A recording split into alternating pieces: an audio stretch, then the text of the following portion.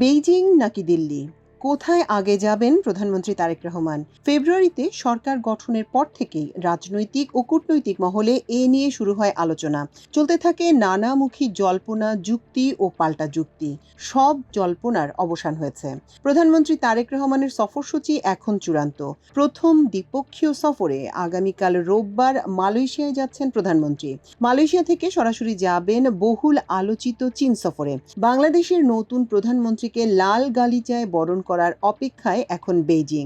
আগামী ২২ থেকে ২৬শে জুন সস্ত্রীক এই সফর করবেন তারেক রহমান।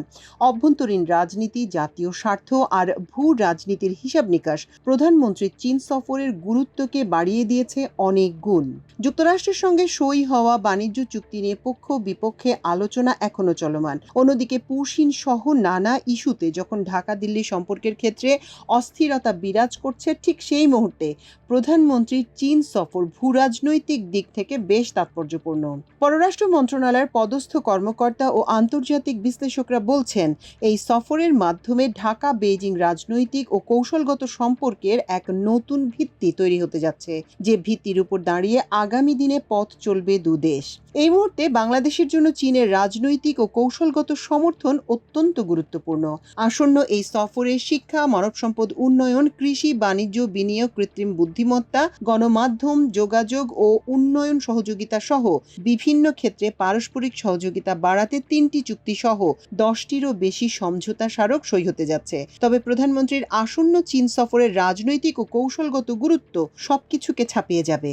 প্রধানমন্ত্রীর আসন্ন সফরকে ফলপ্রসূ করতে শেষ মুহূর্তের প্রস্তুতি অব্যাহত রয়েছে। কয়েকদিন ধরে ঢাকাস্থ চীন দূতাবাস ও পররাষ্ট্র মন্ত্রণালয়ের সংশ্লিষ্ট কর্মকর্তারা দফায় দফায় বৈঠক করেছেন। ঢাকায় নিযুক্ত চীনা রাষ্ট্রদূত ইয়াও ওয়েন গত বৃহস্পতিবার প্রধানমন্ত্রী তারেক রহমানের সঙ্গে সৌজন্য সাক্ষাৎ সহ আসন্ন সফর নিয়ে পররাষ্ট্র সচিব আসাদ আলম সিয়ামের সঙ্গে বিস্তারিত আলোচনা করেছেন। এর আগে প্রধানমন্ত্রী চীন সফরের বিষয়টি চূড়ান্ত করতে গত ৫ থেকে ৭ই মে বেইজিং সফর করেন পররাষ্ট্রমন্ত্রী ডক্টর খলিলুর রহমান।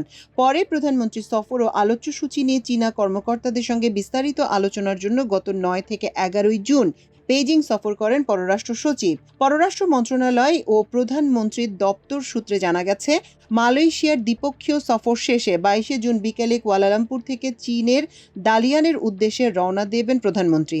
সফরে প্রধানমন্ত্রীর স্ত্রী ডাক্তার জুবাইদা রহমান, পররাষ্ট্রমন্ত্রী ডাক্তার খলিলুর রহমান, তথ্য ও সম্প্রচার মন্ত্রী জহিরুদ্দিন স্বপন, পানি সম্পদ মন্ত্রী শহীদ উদ্দিন চৌধুরী অ্যানি, বাংলাদেশ বিনিয়োগ বোর্ড কর্তৃপক্ষের নির্বাহী চেয়ারম্যান আশিক চৌধুরী, প্রধানমন্ত্রীর পররাষ্ট্র বিষয়ক উপদেষ্টা হুমায়ুন কবির, অর্থ ও পরিকল্পনা উপদেষ্টা ডক্টর রাশেদ আল মাহমুদ তিতুমির, পররাষ্ট্র সচিব সহ অন্যান্য মন্ত্রণালয় ও বিভাগের পদস্থ কর্মকর্তারা সফরসঙ্গী হিসেবে থাকবেন। আগামী ২৩শে জুন প্রধানমন্ত্রী দালিয়ানে ওয়ার্ল্ড ইকোনমিক ফোরামের বার্ষিক সম্মেলনে যোগ দেবেন। সেখান থেকে ২৪শে জুন বিকেলে বুলেট ট্রেনে বেইজিংয়ে পৌঁছাবেন প্রধানমন্ত্রী ও তার সফরসঙ্গীরা। আগামী ২৫ ও ২৬শে জুন বেইজিংয়ে ব্যস্ত সময় কাটাবেন প্রধানমন্ত্রী। চীনা প্রেসিডেন্ট শি জিনপিং, প্রধানমন্ত্রী লি কিয়াং এবং চীনের কমিউনিস্ট পার্টির আন্তর্জাতিক বিষয়ক প্রধানের সঙ্গে আলাদা আলাদা বৈঠক করবেন। তিনি সেখানে একটি বিনিয়োগ ফোরামের বৈঠকে অংশ নেওয়া ছাড়াও অন্য কর্মকর্তাদের সঙ্গে মত বিনিময় করবেন। প্রধানমন্ত্রীর আসন্ন চীন সফর সম্পর্কে পররাষ্ট্র মন্ত্রণালয়ের একজন সিনিয়র কূটনীতিক আমার দেশকে বলেন, আসন্ন সফরটি রাজনৈতিক ও কৌশলগত দিক থেকে বাংলাদেশের জন্য অত্যন্ত গুরুত্বপূর্ণ। তারেক রহমানের নেতৃত্বাধীন নতুন সরকারের জন্য চীনের রাজনৈতিক ও কূটনৈতিক সমর্থন অত্যন্ত গুরুত্বপূর্ণ। দুই দেশই আসন্ন সফরকে অত্যন্ত গুরুত্বের সঙ্গে নিয়েছে। সাধারণত চীনা প্রেসিডেন্ট বা প্রধানমন্ত্রী একজনের সঙ্গেই দ্বিপক্ষীয় বৈঠক অনুষ্ঠিত হয়ে থাকে, কিন্তু এবারের সফরে চীনের দুই শীর্ষ নীতি নির্ধারকের সঙ্গেই দ্বিপক্ষীয় বৈঠক করবেন প্রধানমন্ত্রী। চীনা কমিউনিস্ট পার্টি এবং বাংলাদেশ জাতীয়তাবাদী দল বিএনপির মধ্যে পারস্পরিক সহযোগিতা বাড়ানোর লক্ষ্যে আনুষ্ঠানিক কাঠামো গড়ে তুলতে একটি সমঝোতা স্মারক সইয়ের কথা রয়েছে। এছাড়া বিগত ২ দশকের বেশি সময় পর শীর্ষ বৈঠক শেষে যৌথ বিবৃতির পরিবর্তে যৌথ ইশতেহার ঘোষণা করা হবে। এর আগে ২০০৫ সালে তৎকালীন প্রধানমন্ত্রী খালেদা জিয়ার বেইজিং সফরের সময় যৌথ ইশতেহার ঘোষণা করা হয়েছিল। তারপর বাংলাদেশের আর কোনো সরকার প্রধানের চীন সফর নিয়ে যৌথ ইশতেহারের ঘোষণা করা হয়নি। ঢাকা বেইজিং কৌশলগত সম্পর্কের গুরুত্বের বিষয়টি তুলে ধরে ওই সিনিয়র কূটনীতিক বলেন, দুদেশ দেশের অংশীদারত্বকে এগিয়ে নিতে এই সফর কৌশলগত বেশ কিছু গুরুত্বপূর্ণ ইস্যুতে ইতিবাচক অগ্রগতি হওয়ার সম্ভাবনা রয়েছে। সফরে প্রধানমন্ত্রীর পক্ষ থেকে তাইওয়ান ইস্যুতে চীনের অবস্থানের প্রতি অকুণ্ঠ সমর্থন জানানো হয়।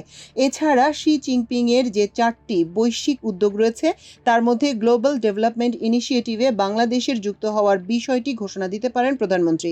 অন্যদিকে বিশ্বের অন্যতম বৃহৎ মুক্ত বাণিজ্য জোট regional comprehensive economic partnership BRICS ও সাংহাই কোঅপারেশন অর্গানাইজেশনে যুক্ত হতে চায় বাংলাদেশ। এ ব্যাপারে চীনের সহায়তা চাওয়া হবে। তিস্তার মতো গুরুত্বপূর্ণ প্রকল্পের ব্যাপারে জানতে চাইলে ওই কূটনীতিক জানান, আশা করা হচ্ছে তিস্তা প্রকল্পে চীনের যুক্ত হওয়ার বিষয়ে আনুষ্ঠানিক ঘোষণা আসতে পারে। তবে এখনই তিস্তা প্রকল্পের অর্থায়নের ঘোষণা হয়তো আসবে না, কারণ অর্থায়নের ঘোষণা দেওয়ার আগে প্রকল্পের খুঁটিনাটি অনেক কিছুই স্পষ্ট করতে হবে। বহুল আলোচিত সামরিক সরঞ্জাম কেনা এবং সামরিক সম্পর্কের বিষয়ে জানতে চাইলে ওই কূটনীতিক বলেন, এবারের বৈঠকে সামরিক ইস্যুটি খুব বেশি গুরুত্বের সঙ্গে আলোচনা হবে বলে মনে হয় না। এই ইস্যুটি অত্যন্ত গুরুত্বপূর্ণ এবং স্পর্শকাতর। তবে দেশের সামরিক বাহিনীর মধ্যে সামরিক সহযোগিতার বিষয়ে আলোচনা অব্যাহত রয়েছে বলে জানান ওই কূটনীতিক। এবারের আসন্ন সফরে রাজনৈতিক ও কৌশলগত সমর্থনের পাশাপাশি বাংলাদেশের অন্যান্য অগ্রাধিকার বিষয়ে জানতে চাইলে পররাষ্ট্র মন্ত্রণালয়ের সংশ্লিষ্ট কর্মকর্তা বলেন, তিস্তা ও টেকসই নদী ব্যবস্থাপনা, রেল যোগাযোগ, গ্রিন এনার্জি, শিক্ষা, স্বাস্থ্য, কৃষি সহ 12 থেকে 13টি খাতে প্রকল্প সহযোগিতা চাওয়া হবে। প্রধানমন্ত্রী চীন সফরের ভূ রাজনৈতিক গুরুত্ব তুলে ধরে বিশিষ্ট আন্তর্জাতিক বিশ্লেষক অধ্যাপক এম শহীদুজ্জামান আমার দেশকে বলেন, প্রধানমন্ত্রী তার প্রথম সফরে মালয়েশিয়া যাচ্ছেন, সেখান থেকে তিনি চীনে যাবেন। প্রধানমন্ত্রীর এই সিদ্ধান্ত নিশ্চিতভাবে বিচক্ষণতার পরিচয় বহন করে। তিনি এমন একটি সময়ে চীন সফরে যাচ্ছেন যখন ভারতের পক্ষ থেকে বাংলাদেশকে অস্থিতিশীল করতে পুশিন সহ নানামুখী তৎপরতা চলছে। ভারতের নতুন দূত ঢাকায় পৌঁছে তার অখণ্ড ভারত প্রতিষ্ঠার খায়েশের কথা জানিয়ে রীতিমতো বিতর্কের জন্ম দিয়েছেন। এমন এক পরিস্থিতিতে প্রধানমন্ত্রীর চীন সফর বড় ধরনের বার্তা। তিনি বলেন, বাংলাদেশে ভারতের একটি দালাল শ্রেণী রয়েছে। তারা বারবার বলার চেষ্টা করেছে প্রধানমন্ত্রীর উচিত ভারত সফরে গিয়ে একটা ভারসাম্য রক্ষা করা, কিন্তু প্রধানমন্ত্রী সঠিক সিদ্ধান্তই নিয়েছেন। অনেকে বলার চেষ্টা করেন ভারত ও চীনের সঙ্গে আমাদের ভারসাম্য বজায় রাখা জরুরি, কিন্তু আমি মনে করি ভারত নয় বরং মার্কিন যুক্তরাষ্ট্রকে আমাদের বিশেষ গুরুত্ব দিতে হবে। ভারসাম্য রক্ষা করতে হবে চীন ও যুক্তরাষ্ট্রের মধ্যে। তিনি আরো বলেন, আমরা যদি যুক্তরাষ্ট্রের সঙ্গে সুসম্পর্ক বজায় রেখে চীনের সঙ্গে ঘনিষ্ঠ হতে পারি তাহলে ভারতের বাংলাদেশ বিরোধী তৎপরতা ব্যর্থ হবে। পাকিস্তানের প্রসঙ্গ তুলে ধরে এই আন্তর্জাতিক বিশ্লেষক বলেন, আমরা জাতীয় স্বার্থ ও নিরাপত্তার কথা বিবেচনা করে পাকিস্তান মডেল অনুসরণ করতে পারি। চীনের সঙ্গে পাকিস্তানের সম্পর্ক অত্যন্ত গভীর, একই সঙ্গে তারা যুক্তরাষ্ট্রের সঙ্গে অত্যন্ত সুসম্পর্ক বজায় রেখে চলেছে।